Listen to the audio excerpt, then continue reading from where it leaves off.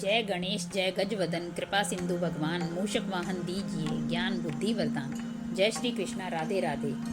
आज हम 23वें अध्याय का श्रवण करेंगे। माघ मास की कथाएं सुनने मात्र से ही भगवान श्री हरि और भगवान शिव सभी मनोकामनाओं को पूरा कर देते हैं। भगवान शिव पर जल और बिल पत्र जरूर चढ़ाएं और भगवान विष्णु पर तुलसी पत्र चढ़ाएं। आइए हम प्रभु के श्री चरणों का ध्यान करते हुए आज का पाठ प्रारंभ करते हैं। 23वां अध्याय। लोमश ऋषि कहने लगे कि जिस पिशाच को देवदूती ने मुक्त किया वह पहले द्रविड़ नगर में चित्र नाम वाला राजा था। वह बड़ा शूरवीर सत्यपरायण तथा पुरोहितों को आगे करके यज्ञ आदि करता था। दक्षिण दिशा में उसका राज्य था और उसके कोष धन से भरे हुए थे। उसके बहुत से हाथी घोड़े और रथ थे और वह अत्यंत शोभा को प्राप्त होता था। बहुत सी स्त्रियों के साथ क्रीड़ा करता था और अनेक यज्ञ उसने किए थे। वह नित्य अतिथियों की पूजा करता था। शस्त्र विद्या में निपुण था और ब्रह्म विद्या भी जानता था। ब्रह्मा विष्णु महेश तथा सूर्य की पूजा सदैव किया करता था। वह जंगल में भी स्त्रियों से घिरा हुआ क्रीड़ा किया करता था। एक बार वह पाखंडियों के मंदिर में गया और वेदहीन भस्म लगाए हुए महात्मा पाखंडियों से उस राजा की बातचीत हुई। पाखंडियों ने कहा कि हे राजन, शैव धर्म की महिमा सुनो। इस धर्म के प्रभाव से मनुष्य पाप को काट कर मुक्त हो जाता है। सब वर्णों में शैव मत ही मुक्ति का देने वाला है। शिव की आज्ञा के बिना दान यज्ञ और तपों से कुछ नहीं बनता। शिव का सेवक होकर भस्म धारण करने जटा रखने से ही मनुष्य मुक्त हो सकता है। जटा धारण करने तथा भस्म लेपन से ही मनुष्य शिव के समान हो जाता है। इसके बराबर कोई पुण्य नहीं है। जटा भस्म धारण किए हुए सभी योगी शिव के सदृश होते हैं। अंध जड़ नपुंसक तथा मूर्ख सब जटा से ही पहचाने जाते हैं। शूद्र वर्ण के शैव भी पूजनीय हैं। विश्वामित्र क्षत्रिय होकर तप से ब्राह्मण हो गए।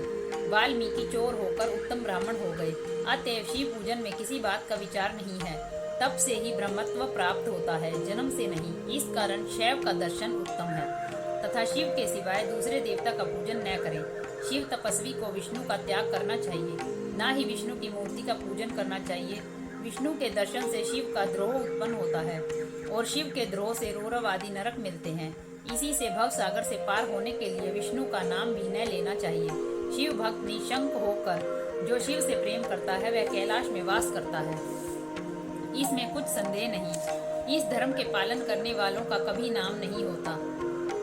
इस पाखंडी के ऐसे वचन सुनकर राजा ने मुंह में आकर उनका धर्म ग्रहण कर लिया। वह वैदिक धर्म को त्याग दिया, श्रुति स्मृति और ब्राह्मणों की निंदा करने लगा। उसने अपने घर के अग्निहोत्र को बुझा दिया और धर्म के कार्य बंद कर दिए। विष्णु की निंदा और वैष्णवों से द्वेष करने लगा। वह बोला कि कहाँ है विष्णु, कहाँ देखा जाता है, कहाँ रहता है और किसने देखा है। और जो लोग नारायण का भजन करते थे उनको दुख देता था। पाखंडियों का मत ग्रहण कर राजा वेद वैदिक धर्म व्रत दान और दानियों को नहीं मानता था। अन्याय से दंड देता वह कामी राजा सदा स्त्रियों के समूह में घिरा रहता और क्रोध से भरा रहता। गुरु तथा पुरोहितों के वचनों को नहीं मानता था। पाखंडियों पर विश्वास करता हुआ उनको गांव, हाथी, घोड़े और सुवर्ण आदि देता था। उनके सब कार्य करता, भस्म धारण करता और मस्तक पर जटा रखता था। और जो कोई विष्णु का नाम लेता उसको वध का दंड दिया जाएगा, ऐसी डूंडी पिटवा दी थी। उसके डर से ब्राह्मणों तथा वैष्णवों ने उस देश को छोड़ दिया और दूसरे देशों में चले गए। सारे देशवासी केवल नदी के जल से जीते थे। जीविका से दुखी होकर वृक्ष आदि नहीं लगाते थे, ना ही खेती करते थे।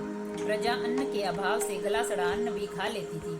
आचार विचार अग्नि क्रिया सबको छोड़कर काल रूप की तरह वह राजा शासन करता था। कुछ काल पश्चात उस राजा की मृत्यु हो गई और वैदिक रीति से उसकी क्रिया भी नहीं की गई। उसे यमदूतों से अनेक प्रकार के दुख उठाते हुए कहीं लोहे की कीलों पर से चलना पड़ा, कहीं जलते अंगारों पर चलना पड़ा जहाँ सूर्य अति तीव्र था और ना कोई छाया का वृक्ष था। कहीं लोहे के डंडों से पीटा गया, कहीं बड़े बड़े दांतों वाले भेड़ियों और कुत्तों से काटा गया। इस प्रकार दूसरे पापियों का हाहाकार सुनता हुआ वह राजा यमलोक में पहुंचा। माघ मास की बड़ी भारी महिमा है। चारों युगों में अलग अलग प्रभाव कहे गए हैं। किसी युग में यज्ञ का प्रभाव था, किसी युग में दान का, किसी युग में सत्य का, लेकिन माघ स्नान का प्रभाव चारों युगों में था। अतः इस पावन महीने में शुभ कर्म करते हुए पुण्य अर्जित करना चाहिए। इसे खाली न जाने दे। प्रभु की कृपा हम सभी पर बनी रहे। कलयुग में तो केवल नाम जप करने से ही प्रभु कृपा प्राप्त हो जाती है। अतः नाम जप करते रहें। हरे राम राम राम हरे हरे, हरे कृष्ण कृष्ण कृष्ण हरे हरे।